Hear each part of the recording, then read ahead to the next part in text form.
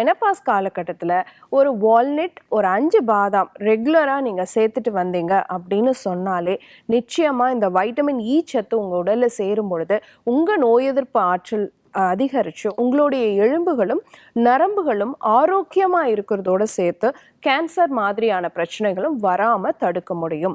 45 வயது கடந்த பெண்கள் ஒரு அரை மணி நேரம் சூரிய ஒளியில் இருக்க வேண்டியது ரொம்ப ரொம்ப முக்கியமான ஒரு விஷயம்.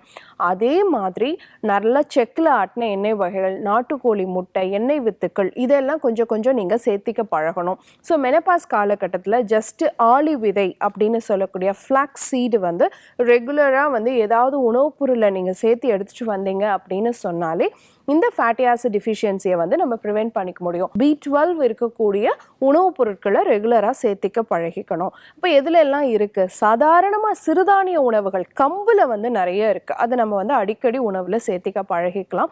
அதே மாதிரி அசைவ உணவு அப்படின்னு எடுத்துக்கிட்டோம்னா நாட்டுக்கோழி முட்டையிலையும் மீன் வகைகள்லையும் நமக்கு கிடைக்கும். நிறைய மோர் சேர்த்துக்கலாம், நாட்டு பசும் பால் நம்ம சேர்த்துக்கலாம். இது எல்லாமே விட்டமின் B12 டிஃபிஷியன்சியை நமக்கு ப்ரிவென்ட் பண்ணும். ரெகுலராக காலையில் ஒரு ஸ்பூன் ஃப்ளாக்ஸ் சீட் எடுத்துக்கோங்க. நேரம் கிடைக்கும் பொழுது கொஞ்சமாக பூசணி விதை எடுத்துக்கோங்க. வேக வைச்ச சுண்டல், வேக வச்ச கருப்பு பீன்ஸ் இந்த மாதிரி நீங்கள் சேர்த்துக்கோங்க.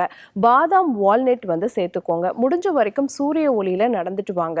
இதெல்லாம் பண்ணினீங்க அப்படின்னு சொன்னாலே வைட்டமின் இ சத்து, வைட்டமின் டி சத்து, ஒமேகா 3 ஃபேட்டி அமிலம், பி காம்ப்ளெக்ஸ் சத்துக்கள், மெக்னீஷியம் சத்து உங்கள் ரத்தத்தில் சேர ஆரம்பிக்கும். சேர்ந்தாலே உங்களுடைய எலும்புகளும் நரம்புகளும் ஆரோக்கியமாக இருக்கும்.